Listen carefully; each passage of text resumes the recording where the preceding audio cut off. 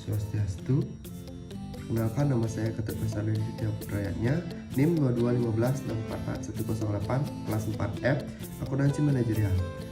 Di sini saya akan mempresentasikan atau menjelaskan kasus pelanggaran kode etik dan standar auditing atau SA pada Mitra EY Indonesia. Nah, pada penjelasan saya ini terdapat 3 submateri. Yang pertama adalah kasusnya, yang kedua ada pelanggaran kode etik, dan yang ketiga pelanggaran dari SA-nya. Baik, langsung saya ke presentasi yang pertama, yaitu pada kasus. Kantor Akuntan Publik Mitra Ernst dan Young atau disingkat EY di Indonesia, yakni KAP Purwantono, Suharman, dan Surja, sepakat membayar denda senilai 1 juta US dollar atau sekitar 13,3 miliar rupiah. Nah, kepada regulator Amerika Serikat akibat divonis gagal melakukan audit laporan keuangan kliennya.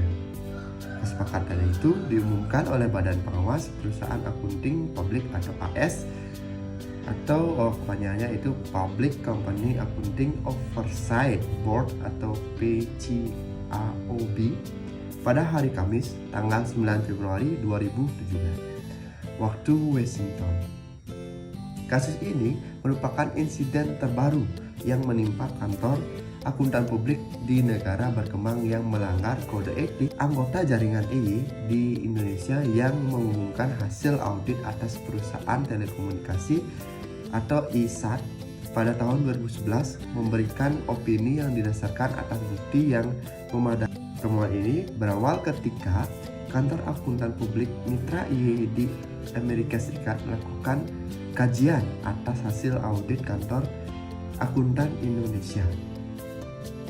Mereka menemukan bahwa hasil audit atas perusahaan telekomunikasi itu tidak didukung dengan data yang akurat, yakni dalam hal persewaan lebih dari 4.000 unit tower seluler.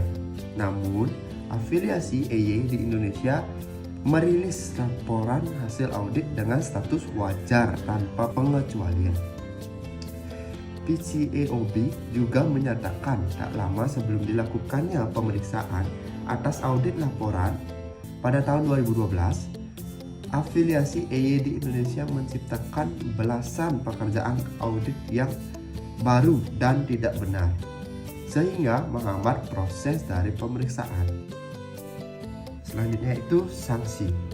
PCAOB selain mengenakan denda juga memberikan sanksi kepada 2 auditor mitra EY yang terlibat dalam audit laporan tahun 2011, yaitu Imam Wiraharja senilai 20.000 US dollar dan larangan praktik selama 5 tahun.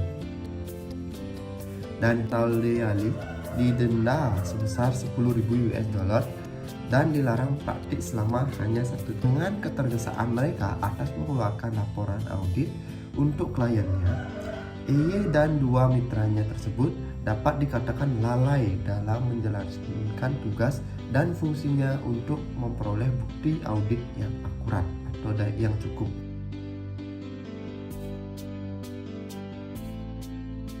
Nah, lanjut ke sub 3, yaitu pelanggaran kode etik. Mitra EY dinyatakan melanggar 2 kode etik. Yang pertama, Mitra EY Indonesia atau KAP Purwantono, Suherman, dan Surya dinyatakan melanggar prinsip standar teknis karena tidak memenuhi tanggung jawab untuk memenuhi standar teknis dan standar pekerjaan lapangan dalam memperoleh bukti audit kompeten yang cukup. Yang kedua, yaitu dinyatakan melanggar prinsip kepentingan publik karena terbukti tidak bertindak dalam kerangka pelayanan kepada publik terkait dengan penyajian laporan audit yang gagal sebagai informasi yang dibutuhkan oleh publik.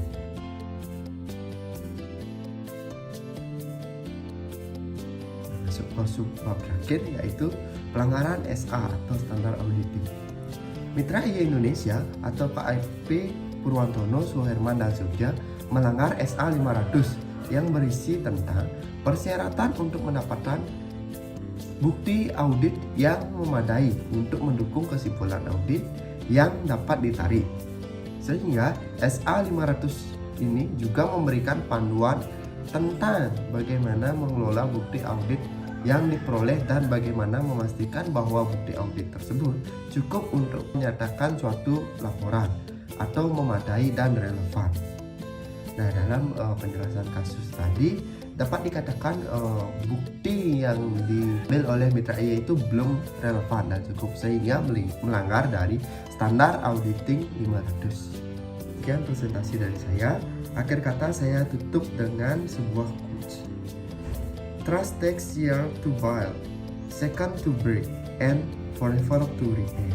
Artinya, kepercayaan membutuhkan waktu yang bertahun-tahun untuk dibangun, beberapa detik untuk dihancurkan, dan selamanya untuk diperbaiki. Artinya, di sini kita harus dapat menjaga kepercayaan customer sehingga mereka puas dengan hasil audit kita. Baik, sekian saya akhiri dengan Parama Sandi. Om Sandi.